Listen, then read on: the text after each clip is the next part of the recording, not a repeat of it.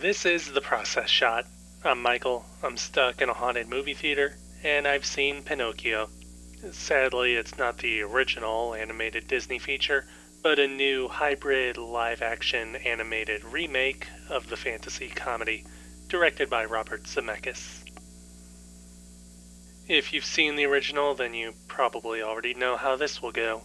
If you haven't, then you probably still have a good idea based on whatever you have seen about it before.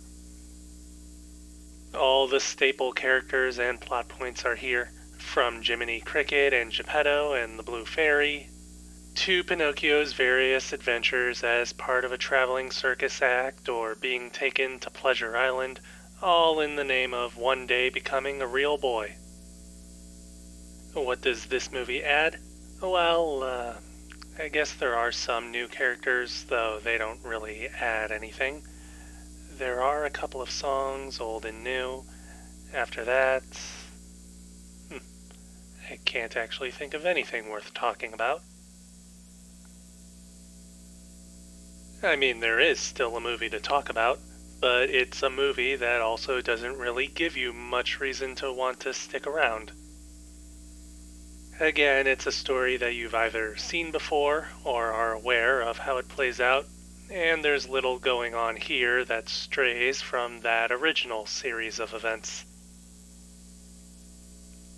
Any new additions are inconsequential and self-contained, and at a few points I'm fairly certain that cutting them out would take away nothing that couldn't be inferred by whatever was left over. The rest of the story is pretty much a series of standalone scenes and events, with occasional asides to segue from one to the next, ultimately with little of an actual narrative flow, and more pushing Pinocchio along from one setting to another with as little trouble as possible. The overall plotting is pretty rushed as we go from one transplanted story segment to the next, to the point that the character development is also moved along at an unrealistic pace. It's bad enough that the actual characters already start off with simple motivations, but they're never given a chance to really evolve since it might get in the way of pushing the story along. It doesn't help either that the major performances aren't very impressive, with Tom Hanks as Geppetto seeming to be content with delivering an understated, vaguely emotional performance. Though given the amount of CG he has to deal with, it's likely to do with having nothing there to act against. Joseph Gordon-Levitt as Jiminy Cricket is almost too emotive, which wouldn't be a bad thing if it weren't for how his voice is so high-pitched and strained that it almost becomes grating the more you hear of it. Pinocchio's voice is similarly a bit off-putting, but he's supposed to be a kid, so I won't complain. I mean, I'll bring it up, but still. Anyways, the movie does at least have an impressive production design, with quite a heavy amount of photorealistic animated visuals. But it's all a bit mixed in the way of how effective it actually is.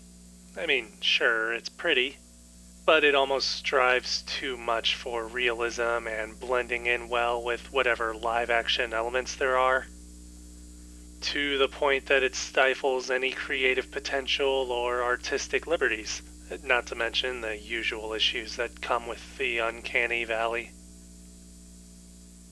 This also swings in the opposite direction, as some musical numbers and certain settings like Pleasure Island are absolutely loaded to the brim with spectacular images and ideas, but it all ultimately feels soulless for whatever reason.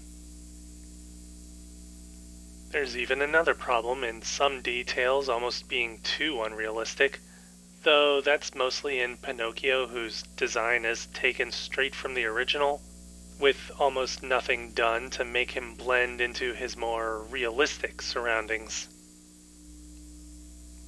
Besides all of this, the technical aspects of the film aren't put to very good use, often more practical than creative, with any interesting framing seeming to be done more to just showcase the special effects. The music is fine, as are the new songs, which do stand out from the original classics. Not so much because they're new, but more in how they're actually composed and produced. Like, there's quite an audible difference.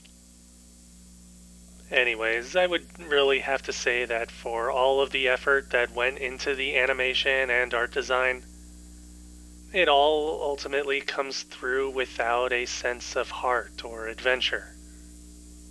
The movie is quite literally retreading old ground, but instead of trying to give the journey something that makes you look at it with a new perspective, it just makes everything look and sound prettier and hopes that'll be enough to keep you satisfied.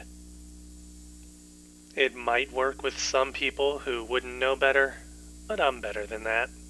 Well, maybe. I'm smarter, at least. Well, maybe. Pinocchio, Robert Zemeckis, 2022. 2 stars. I wouldn't recommend it. I'd suggest the original animated feature instead, personally. What year did that come out again?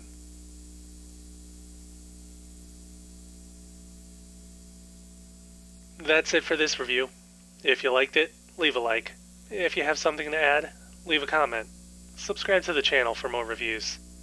Something I didn't mention was that early in the movie there are a lot of explicit references to Disney's other films, like it's nowhere near subtle at all. I almost wonder if this movie was made for the studio to flex on the fact that they could get away with something like that.